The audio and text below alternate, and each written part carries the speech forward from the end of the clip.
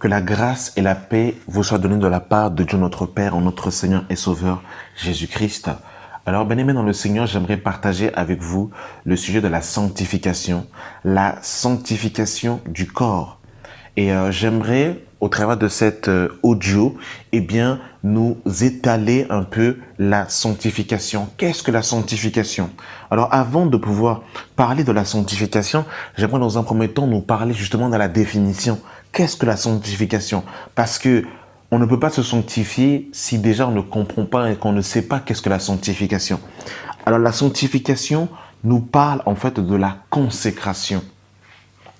Autrement dit, le fait d'être mis à part. Donc, sanctifier veut dire consacrer, veut dire être mis à part. Ça nous parle aussi de la purification et ça nous parle de la sanctification du cœur et de la vie. Donc, voilà un peu par la définition de la sanctification. Donc, dans l'étymologie du mot, donc dans le grec, ça nous dit en fait adiamos, qui nous parle justement de la consécration, purification, sanctification de cœur et de vie. Donc voilà un peu déjà dans un premier temps pour comprendre un peu la définition de la sanctification. Alors vous devez comprendre, bien aimés dans le Seigneur, que la sanctification est une ordonnance qui vient de Dieu. La sanctification n'est pas facultative. La sanctification est un précepte, est une recommandation, est une ordonnance qui vient de Dieu lui-même. Et aujourd'hui, dans beaucoup d'assemblées, la sanctification est rejetée, la sanctification est mise de côté. Et il est impératif, bien aimé dans le Seigneur, de se sanctifier, pour voir le Seigneur. Nous le verrons par la suite, mais nous devons comprendre aussi, et nous le verrons par la suite, comment se sanctifier. Mais dans un premier temps, nous voulons voir que la sanctification est une ordonnance qui vient de Dieu, qui nous a été donnée par Dieu et qui est impératif pour la marche du chrétien et qui est salutaire. J'insiste sur cela, la sanctification est salutaire. Sans la sanctification, personne ne verra le Seigneur. Alors nous sommes dans le livre de 1 Thessaloniciens chapitre 4 à partir du verset 1. Au reste, frères, puisque vous avez appris de nous comment vous devez vous sanctifier et plaire à Dieu, et que c'est là ce que vous faites. Nous vous prions et nous vous conjurons au nom du Seigneur Jésus-Christ de marcher à cet égard de progrès en progrès. Vous savez en effet quels préceptes nous vous avons donnés de la part du Seigneur Jésus. Ce que Dieu veut, c'est votre sanctification. C'est que vous abstenez de l'impudicité. C'est que chacun de vous sache posséder son corps dans la sainteté et l'honnêteté, sans vous livrer à une convoitise passionnée comme font les païens qui ne connaissent pas Dieu, et que personne n'use envers son frère de fraude et de cupidité dans les affaires, parce que le Seigneur tire vengeance de toutes ces choses, comme nous l'avons déjà dit et attesté, car Dieu ne nous a pas appelés à l'impureté, mais à la sanctification. Celui qui rejette ce précepte ne rejette pas un homme, mais Dieu qui vous a aussi donné son Saint-Esprit. Donc il y a des choses qui sont très importantes ici dans ce passage que nous avons lu de 1 Thessaloniciens chapitre 4 à partir du verset 1 à 8.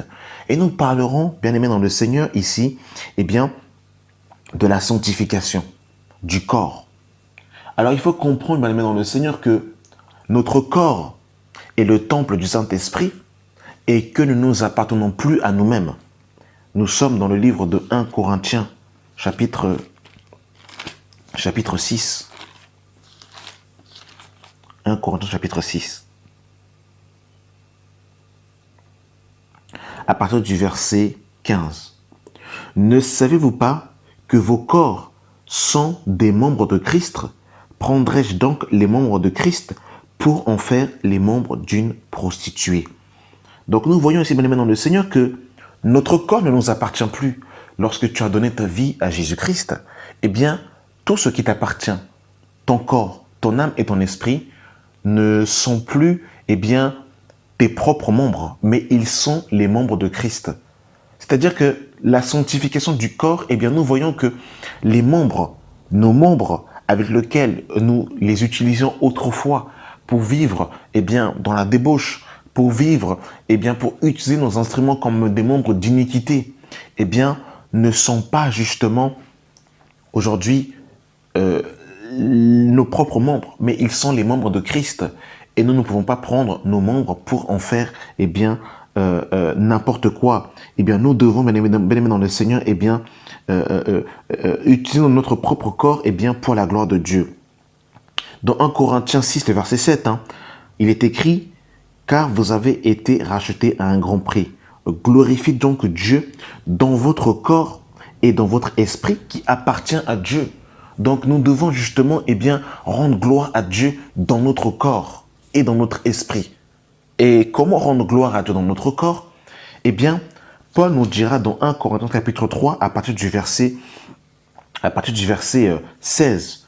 Ne savez-vous pas que vous êtes le temple de Dieu et que l'Esprit de Dieu habite en vous? Donc nous comprenons, bien aimés dans le Seigneur, que notre corps est le temple de Dieu. Notre corps, bien aimé dans le Seigneur, est comme un édifice. Notre corps est une maison dans laquelle le Saint-Esprit fait sa demeure. Mais pour que nous comprenions la profondeur de ce que Paul ici est en train de dire, lorsque Paul dit que notre corps est le temple du Saint-Esprit, nous devons savoir comment se passait le sacrifice sous la loi, dans la tente d'assignation qui avait été construite par Moïse. Parce que Moïse, justement, dans le désert, les enfants d'Israël se déplaçaient avec la tente d'assignation. La tente d'assignation était la rencontre entre Dieu et Moïse. Et Moïse, justement, était le médiateur. Et c'était lui, justement, qui donnait les préceptes qu'il recevait de Yahweh lorsque Moïse a sorti les enfants d'Israël de la captivité de Pharaon pendant plus de 400 ans. Ils ont passé 40 ans dans le désert. Et pendant ces 40 années, les enfants d'Israël marchaient dans le désert. Et ils étaient suivis, du moins ils suivaient la colonne de feu et la colonne de nuée qui était aussi l'image de la marche par l'esprit dans le désert. Et ils avaient la tente d'assignation. La tente d'assignation était pliable. Et lorsque Dieu rentrait en rendez-vous avec le peuple, il dépliait justement la tente d'assignation pour rentrer en rencontre avec Yahweh. Mais ce qu'il faut comprendre dans le Seigneur, c'est que dans cette tente d'assignation, il y avait un endroit qui était sacré, qui s'appelait le Saint des Saints. Et le Saint des Saints était justement séparé par un voile. Et au travers de ce voile, il y avait le Saint des Saints où les enfants d'Israël, où justement le souverain sacrificateur devait rentrer une fois dans cet endroit chaque année. Nous allons le lire pour entrer dans le vif du sujet, pour que nous comprenions la profondeur lorsque la parole de Dieu nous dit que nous sommes le temple de Dieu. Parce que par moments, nous lisons que nous sommes le temple de Dieu, que notre temple est le temple de Dieu, mais on ne comprend pas, dans la profondeur, qu'est-ce que le temple de Dieu. Et il est impératif en tant qu'enfant de Dieu que nous puissions justement comprendre ces réalités spirituelles. Vous devez comprendre que David va par la suite vouloir construire une maison en l'honneur de Yahweh. Mais comme David avait répandu le sang, c'était son fils Salomon qui va construire une maison en l'honneur de Yahweh. Et ce temple était scindé en 3 parties. Il y avait le parvis où le peuple avait accès. Il y avait le lieu saint où les sacrificateurs pouvaient accéder tous les jours. Et il y avait le Saint des Saints où seul le souverain sacrificateur avait accès à cet endroit une fois chaque année pour offrir justement l'expiation des enfants d'Israël et justement de ses propres péchés. Mais cet endroit était tellement saint qu'il devait rentrer un jour en particulier. Il ne pouvait pas rentrer dans cet endroit tous les jours. Et même lorsqu'il rentrait dans cet endroit, il devait rentrer d'une certaine manière. Il y avait un rituel particulier à faire parce que cet endroit était un lieu tellement saint que si le souverain sacrificateur entrait dans le Saint des Saints, eh bien, d'une manière dérisoire, eh bien, il était frappé par la gloire de Dieu. Alors, nous sommes dans Lévitique chapitre 16 à partir du verset 1. L'Éternel parla à Moïse après la mort des 2 fils d'Aaron qui mourut en se présentant devant l'Éternel. L'Éternel dit à Moïse, parle à ton frère Aaron afin qu'il n'entre pas tout le temps dans le sanctuaire au-dedans du voile devant le propitiatoire qui est sur l'arche, de peur qu'il ne meure, car j'apparaîtrai devant la nuée sur le propitiatoire. Donc nous allons faire ici, eh bien, une petite aparté et nous allons lire rapidement l'épisode avec eh bien, les enfants d'Aaron. Donc Aaron était le grand frère de Moïse et Moïse était de la tribu des Lévites. Donc il y avait 12 tribus en Israël et Moïse et son frère Aaron eh bien, faisaient partie de la tribu de Lévites. Et c'était les Lévites qui s'occupaient justement eh bien, du service en Israël. Ils n'avaient pas de terre, c'était justement eh bien, au service de Yahweh dans le temple. Et dans Lévitique chapitre 10, à partir du verset 1, les fils d'Aaron, Nabab et Abihu, prirent chacun un brasier et mirent du feu et posèrent du parfum devant. Ils apportèrent devant l'Éternel du feu étranger, ce qui ne leur avait point été ordonné. Alors le feu sortit de devant l'Éternel et il les consuma. Il mourut devant l'Éternel. Donc, dans le chapitre 16, le verset 1 à 2, eh bien, on reprend cet épisode justement où les enfants d'Aaron, eh bien, sont rentrés dans le Saint des Saints d'une manière en jouant. C'est ici un exemple pour montrer que dans le temple de Dieu, eh bien, il y avait la sainteté de Dieu. C'était un lieu saint. On ne faisait pas ce que l'on voulait. Et Dieu, justement, faisait sanctifier son nom. Et Dieu, justement, eh bien, voilà, eh bien, a tué les enfants d'Aaron parce qu'ils étaient rentrés d'une manière qui ne leur avait pas été permis. Ils sont venus apporter du feu étranger. Donc, nous sommes dans Lévitique chapitre 16 à partir du verset 3. Voici de quelle manière Aaron entra dans le sanctuaire. Il prendra un jeune taureau pour le sacrifice d'expiation et un bélier pour l'holocauste. Il se présentera de la tunique sacrée de lin. Il portera sur son corps des caleçons de lin et se ceindra d'une ceinture de lin. Et il se couvrira la tête d'une tiare de lin. Ce sont les vêtements sacrés dont il se revêtira.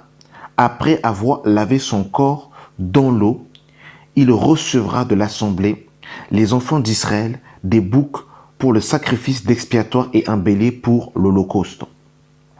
Donc au verset 12 du chapitre 16, il prendra un brasier plein de charbon Aaron, ôté au-dessus de l'autel devant l'Éternel, et 2 poignées de parfum odorifont en poudre. Il posera ces choses au-delà du voile. Il mettra le parfum sur le feu devant l'Éternel, afin que la nuée du parfum couvre le propitiatoire qui est sur le témoignage, et il ne mourra point. Donc, lorsque vous lisez le chapitre 16 et le chapitre 17, eh bien, vous voyez que, eh bien, il y avait justement tout un, des préceptes, eh bien, à suivre pour ne pas que le souverain sacrificateur soit frappé dans le Saint des Saints quand il rentrait dans la présence de Dieu. Et ce qu'il faut savoir aussi, c'est que lorsque le souverain sacrificateur entrait dans cet endroit, il avait des cloches et une corde à son pied. Et lorsqu'on entendait le bruit des cloches, eh bien, on savait que le souverain sacrificateur était vivant. Et lorsqu'on n'entendait plus les bruits des cloches, eh bien, on tirait la corde parce que, justement, eh bien, le souverain sacrificateur était mort. Et on le voit en chapitre 16 encore, verset 29, on nous dit, « C'est ici pour vous une loi perpétuelle. Au 7e mois, le 10e jour du mois, vous vous humilierez vos âmes et vous ne ferez aucun ouvrage, ni l'indigent, ni l'étranger qui sojournera au milieu de vous, car en ce jour, on fera l'expiation pour vous, afin de vous purifier. Vous serez purifiés de tous vos péchés devant l'Éternel. Ce sera pour vous un Shabbat, un jour de repos, et vous humilierez vos âmes. C'est une loi perpétuelle. Donc, justement, c'était en ce jour, justement, que le souverain sacrificateur entrait dans le Saint des Saints pour faire l'expiation, qui s'appelait encore Yom Kippour, hein, donc qui faisait partie des 7 fêtes de l'Éternel. Donc pourquoi est-ce que je prends justement ces versets? Je prends ces versets pour nous montrer à quel point le temple de Dieu était un lieu saint. Lorsque la Bible nous dit que notre corps est le temple du Saint-Esprit, il faut comprendre justement que sous la loi, ce lieu était un lieu véritablement saint. Et que dans ce lieu, Dieu n'acceptait pas la présence de la souillure de l'iniquité. Et dans le livre de Hébreux, chapitre 9, Hébreux, chapitre 9, à partir du verset 6.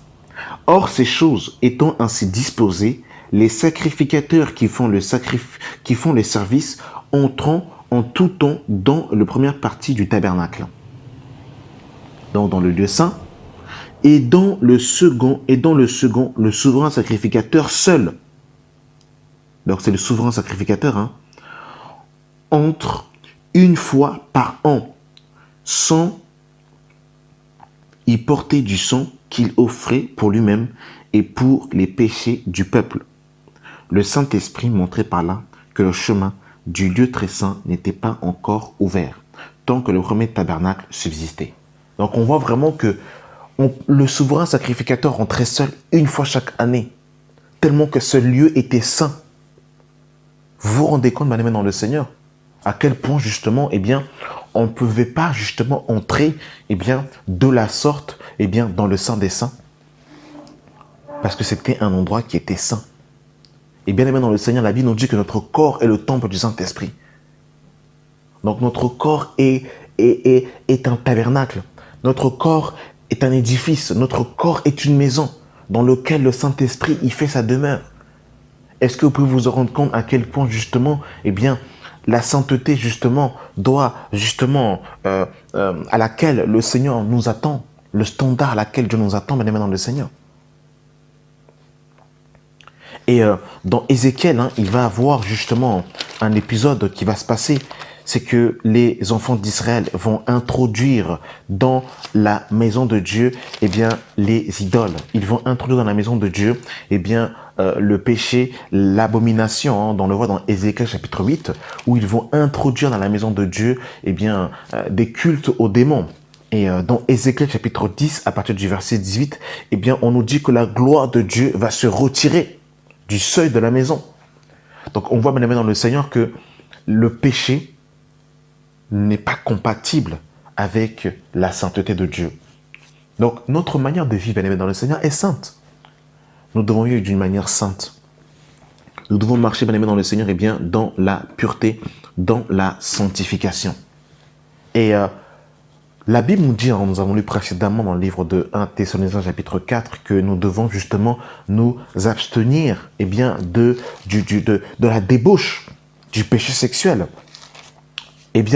La parole de Dieu nous le dit clairement, expressément, que nous ne devons pas livrer nos corps à des vices contre nature, au péché. Nous sommes dans le livre de 1 Corinthiens chapitre 7, à partir du verset 32, qui nous dit celui qui n'est pas marié s'inquiète des choses du Seigneur, des moyens de plaire au Seigneur. Et celui qui est marié s'inquiète des choses du monde, des moyens de plaire à sa femme. Il y a de même une différence entre la femme et la vierge. Celle qui n'est pas mariée s'inquiète des choses du Seigneur, afin d'être sainte de corps et d'esprit. Afin d'être sainte de corps et d'esprit. Donc on voit, bien aimé dans le Seigneur, que le corps, lorsqu'un homme et une femme n'est pas marié, son corps appartient au Seigneur. Et lorsqu'une femme est mariée, son corps appartient à son mari. C'est ce que Paul dira justement au-dessus, dans 1 Corinthiens 7, à partir du verset 1. Pour ce qui concerne les choses dont vous m'avez écrit, je pense qu'il est bon pour l'homme de ne point toucher de femme. Toutefois, pour éviter l'impudicité, que chacun ait sa femme et que chaque femme ait son mari. Que le mari rende à sa femme ce qu'il lui doit et que la femme agisse de même envers son mari. La femme n'a point autorité sur son propre corps, mais c'est le mari. Et pareillement, le mari n'a point autorité sur son propre corps, mais c'est la femme. Ne vous privez pas l'un de l'autre, si ce n'est d'un commun accord. Donc, on voit que, bien aimé dans le Seigneur, ici, le corps, appartient au Seigneur lorsque nous sommes célibataires ou lorsque nous sommes fiancés, parce que dans le cadre des fiançailles, on ne peut pas avoir de rapport sexuel. On voit que le corps appartient au Seigneur et que le corps doit être gardé, dans le cadre du mariage. Les rapports sexuels ne sont que définis dans le cadre du mariage. Et c'est ce que nous avons lu dans le livre de 1 Thessaloniciens 4, justement, que notre corps est le temple du Saint-Esprit et qu'il doit justement être consacré, sanctifié, mis à part pour justement le Seigneur, afin de ne pas utiliser notre corps pour faire n'importe quoi, afin de ne pas utiliser notre corps justement pour la débauche. Et même pour ceux qui sont mariés, bien aimés dans le Seigneur, bien que notre corps appartient à notre partenaire, à notre conjoint, nous sommes toujours le temple de Dieu. On ne s'appartient pas parce que nous avons été rachetés à un grand prix. Donc même dans le cadre du mariage, on ne peut pas faire ce que l'on veut sexuellement. Il y a justement des limites. Et il faut savoir une chose, bien aimé dans le Seigneur, c'est que la liberté dans le Seigneur est toujours conditionnelle. Parce que nous sommes libres par rapport au péché, mais nous sommes esclaves de Dieu. C'est-à-dire que la liberté du chrétien est toujours conditionnelle. Elle est conditionnelle par rapport aux limites que le Seigneur lui-même a définies. Et l'auteur aux Hébreux nous dit dans le livre de Hébreux, chapitre 13, à partir du verset 4, que le mariage soit honoré de tous, que le lit conjugal exempte de souillure, car Dieu jugera les impudiques et les adultères. Donc on voit que même étant marié, on peut toujours être impudique si dans le cadre même du lit conjugal, il y a des pratiques qui ne sont pas à la gloire de Dieu, comme par exemple, la sodomie, qui est justement, une pratique qui n'est pas à la gloire de Dieu, c'était des pratiques qui se faisaient à Sodome et Gomorrhe. Ce sont des pratiques vraiment contre nature, des pratiques impies, on va pas étayer ici, dans les détails, les pratiques qui ne sont pas à la gloire de Dieu dans le cadre du mariage. Mais il faut savoir une chose, c'est que même dans le mariage, notre corps reste le temple du Saint-Esprit et il doit justement être utilisé dans la sainteté. Notre bouche est utilisée pour la gloire de Dieu. Et il y a des choses, bien aimés dans le Seigneur, que nous ne pouvons pas pratiquer, même étant mariés dans le lit conjugal. Parce que nous devons être dans la sanctification, même dans le lit conjugal. Bien aimé dans le Seigneur. Ça, c'est important de comprendre cela.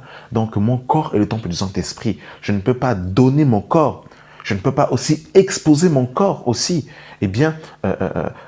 Comme si nous étions marchés en exposant nos parties intimes. On voit de plus en plus aujourd'hui que dans les assemblées, aujourd'hui, les hommes s'habillent d'une manière impudique ou ils s'habillent d'une manière impudique où les vêtements plaquent leur corps, où leur corps est mis en exposition et ils sont une occasion de chute pour les sœurs en portant des shorts serrés près du corps, en venant en débardeur, en short très court où tout est exposé. Pareillement aussi pour les sœurs qui viennent aussi avec des décolletés plongeants ou avec des mini-jupes où toutes leurs cuisses sont exposées, sont dehors, où ils sont habillés d'une manière impudique et ça, ce n'est pas à la gloire de Dieu. Et Paul dira dans le livre de Tite, dans le livre de Tite, chapitre 2, Tite, chapitre 2, à partir du verset 3, dit que les femmes âgées doivent aussi avoir l'extérieur qui convient à la sainteté. D'avoir l'extérieur qui convient à la sainteté. Donc, on voit bien aimé dans le Seigneur que l'extérieur aussi doit convenir à la sainteté. Donc, l'adage qui dit que Dieu ne regarde pas à l'extérieur, mais qu'il regarde au cœur, le cœur, l'extérieur est le reflet de ce qu'il y a dans le cœur. la Bible nous dira, Jésus dira aux pharisiens dans le livre de Matthieu chapitre 23, de nettoyer premièrement la coupe de l'intérieur afin que l'extérieur devienne net. Donc, on nettoie premièrement la coupe de l'intérieur pour que l'extérieur devienne net. Donc, l'extérieur aussi doit convenir à la sainteté. Qu'on soit un homme, qu'on soit une femme, en tant que chrétien, eh bien, on doit s'habiller d'une manière décente, sobre, modérée, d'une manière, en fait, d'être pudique en tant que chrétien et ne pas exposer ses formes, ne pas être une occasion de chute pour son prochain. Et tout cela, bien aimé dans le Seigneur, eh bien, fait partie de la sanctification du corps, bien aimé dans le Seigneur. Voilà. Donc, on voit qu'en Israël, eh bien, les femmes étaient vierges jusqu'au mariage. On peut voir aussi cet exemple avec Rebecca. Hein. On va prendre l'exemple de Rebecca. Donc, il y a plusieurs exemples, mais on va prendre l'exemple voilà, de Rebecca hein, dans le livre de Genèse, chapitre 24. Que Dieu enseigne son peuple par la parole de Dieu. Voilà.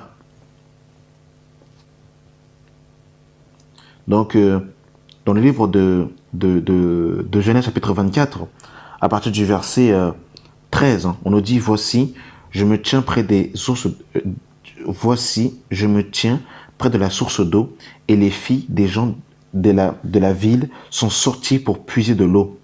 Quand la jeune fille à laquelle je dirai, penche ta cruche, et je te prie pour que je bois, et qui répondra, bois, je te donnerai aussi à boire à tes chameaux, soit celle qui soit destinée à ton serviteur Isaac.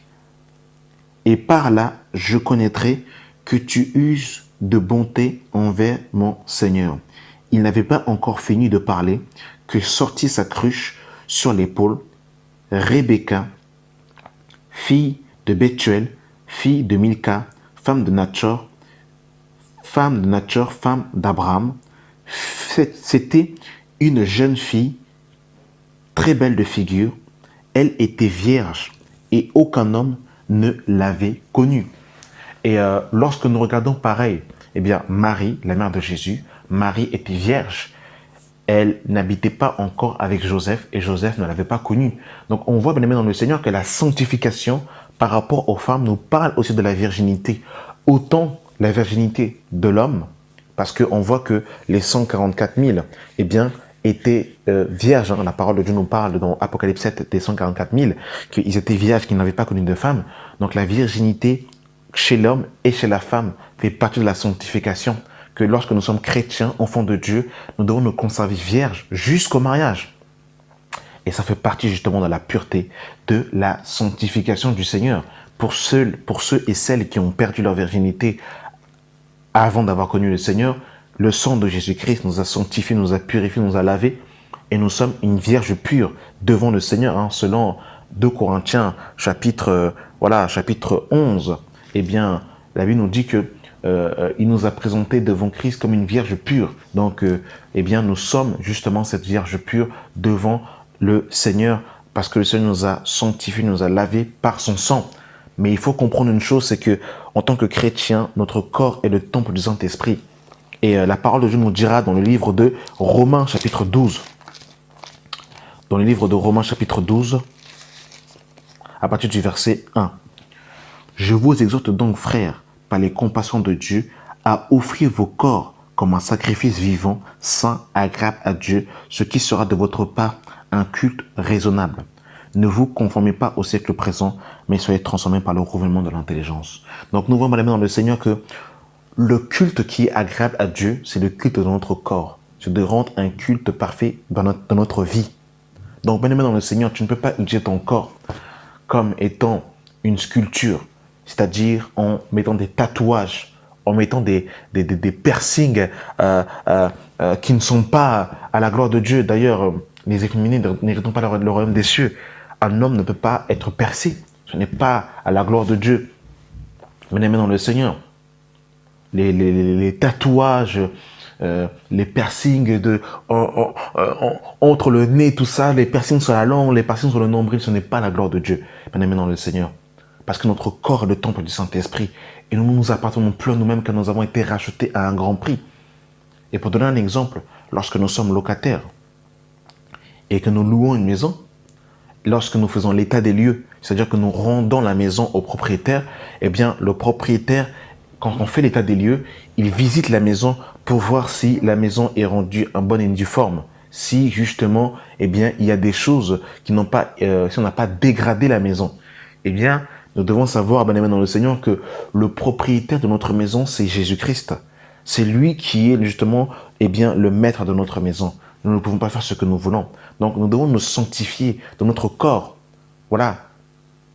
Nous devons nous garder purs. Nos yeux.